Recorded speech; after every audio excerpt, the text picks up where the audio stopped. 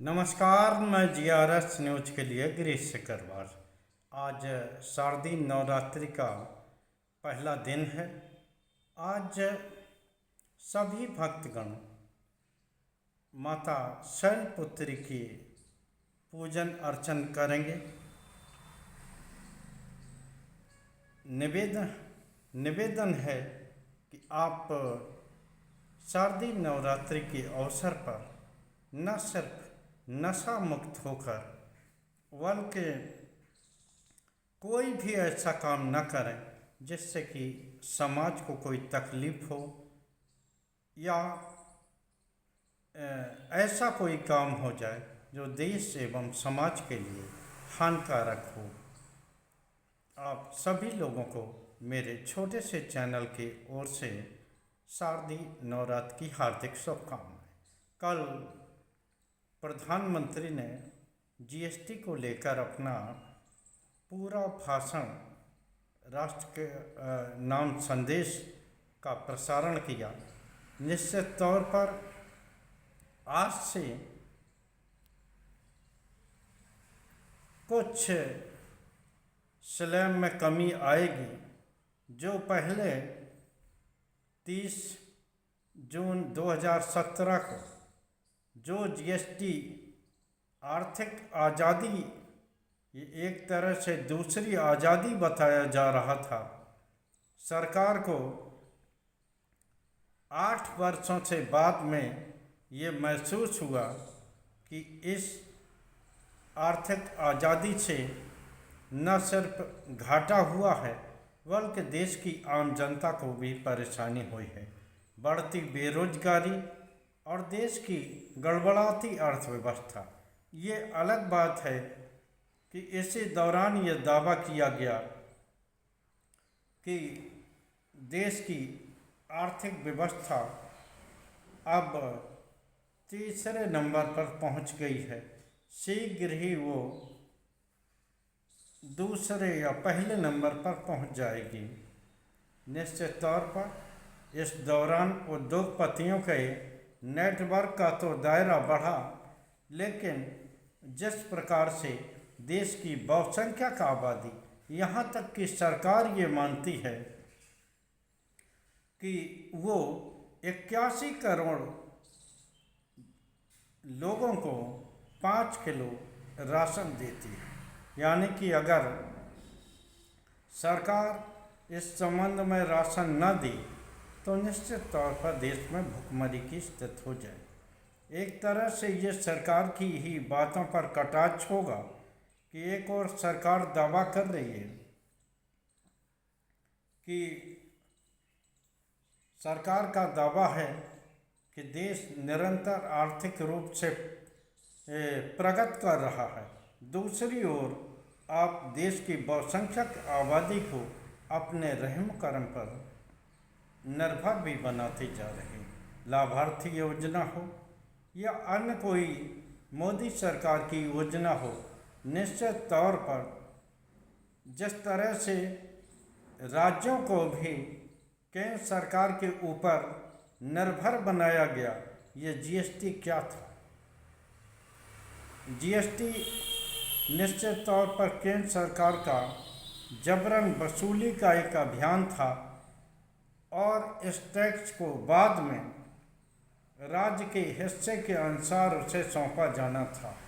लेकिन जिस तरह से पंजाब सरकार, पश्चिम बंगाल की सरकार, तमिलनाडु की सरकार, यानी कि यूँ कह लीजिए विपक्षी दलों की सरकारें अपने हिस्से का GST कलेक्शन मांग रही हैं, तो निश्चित तौर पर सरकार उन्हें वो देने में समर्थ नहीं है या अपने ऊपर निर्भर बनाना चाहती है। मोदी सरकार के कार्यकाल में जिस तरह से सत्ता का केंद्रीकरण हुआ, सत्ता केंद्र में ही समाहित हुई, चाहे वो कोई भी संवैधानिक संस्थाएं रही हों या टैक्सों का केंद्रीकरण रहा हो। जिस प्रकार से राज्य सरकारों को कर्ज के ऊपर निर्भर कर दिया गया और केंद्र सरकार उनके हिस्से का पैसे दबाए बैठी रही, उसने ही ये स्थिति पैदा कर दी कि आज राज्य ही नहीं, आम जनता तक जरा जरा से कामों के लिए केंद्र की सरकार पर निर्भर होती जा रही। प्रधानमंत्री ने अपने भाषण में स्वदेशीकरण का भी जिक्र किया कि स्वदेशी की बात आखिर प्रधानमंत्री कर रहे हैं। वह स्वदेशी जैसे मेक इन इंडिया के सहारे ढालने का प्रयास किया गया, और वो मेक इन इंडिया जो बिना चाइना के 80% सामान के कोई सामान नहीं बना सकती, यहाँ तक कि चीनी आयात बढ़ता जा रहा है, 40% हिस्सा देश के आयात में चाइना का शामिल हो गया। तो आखिर किस स्वदेशी की बात देश के प्रधानमंत्री करते हैं। यहाँ तक कि 2014 में जब लौह पुरुष सरदार वल्लभ भाई पटेल की प्रतिमा बनाने के लिए भारतीय जनता पार्टी के कार्यकर्ता गांव-गांव में जाकर किसानों की हाशिए खोपड़ी या हल के फल मांगते घूम रहे थे, और ये दावा किया गया था कि इसी लोहे को गलवा के सरदार पटेल की एक बड़ी मूर्ति बनाई जाएगी। लेकिन बाद में ये पता लगा कि वो मूर्ति भी चाइना की कंपनी ने ही एक बनाई है। जिस प्रकार ऑपरेशन सिंदूर के दौरान चाइना ने खुलकर पाकिस्तान का साथ दिया, जिसको कि हमारे CDS अनिल चौहान ने स्वीकारा, सेना ने स्वीकारा कि किस प्रकार से हमें 2-3 मोर्चों पर लड़ना पड़ रहा था।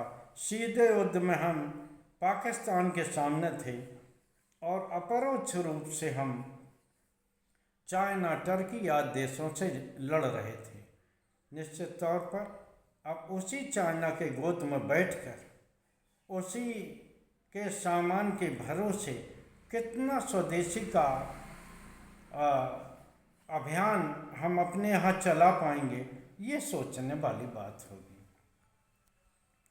निश्चित तौर पर जिस तरह से तमाम स्लैब बना के देश की आम जनता को करों के सहारे निचोड़ा गया, और बाद में इसी सरकार को, जिसने कि GST को कभी देश की आर्थिक आज़ादी बताया था, जब उसे अपने गलती का एहसास हुआ तो आज से न सिर्फ कुछ चीज़ों में GST भी 2 स्लैब पर लाया गया है और कुछ चीज़ें कम की गई हैं, लेकिन इस GST से हाल में ही आम जनता को कोई फ़ायदा होने वाला नहीं है, क्योंकि बाज़ार में तो मेरे ख्याल से कोई भी चीज़ के दाम अभी कम नहीं हुए हैं। ये बात अलग है कि बड़ी कंपनियों को GST का कुछ इनपुट मिल जाए, लेकिन आम जनता को उस GST का कुछ लाभ मिलेगा, ये आगे देखने वाली बात होगी। लेकिन प्रधानमंत्री की मैं एक सराहना करना चाहूँगा कि किस प्रकार उन्होंने देश में चल रहे वोट चोरी और फर्जी मतदाताओं के जोड़ने घटाने के जो इस समय आम जनता के मन में संदेश चल रहा, संवैधानिक संस्थाओं को केंद्रीकृत करने का प्रयास किया जा रहा है, यानी कि अपने अनुसार उन संस्थाओं को चलाने का प्रयास कर रहे हैं। मुझे विश्वास था कि हो सकता देश के प्रधानमंत्री इस मुद्दे पर कुछ अपनी बात रखें, लेकिन कहते हैं ना, देश के प्रधानमंत्री देश के मुद्दों को भटकाने लटकाने के पक्षधर हैं और किस प्रकार से वो देश की समस्याओं को एक नए मुद्दे के सहारे भटकाने का प्रयास करते हैं, वो पूरी देश की जनता देख चुकी है। देखना ये है कि क्या चीन के गोद में बैठकर भारत का स्वदेशी अभियान सफल हो पाएगा। आज इसी प्रश्न को आपके लिए छोड़ते हुए मैं अपने ब्लॉग को यहीं ख़त्म करता हूँ। जय हिंद, जय भारत। कल फिर किसी नए मुद्दे पर आपके साथ जुड़ने का प्रयास करूँगा। जय हिंद।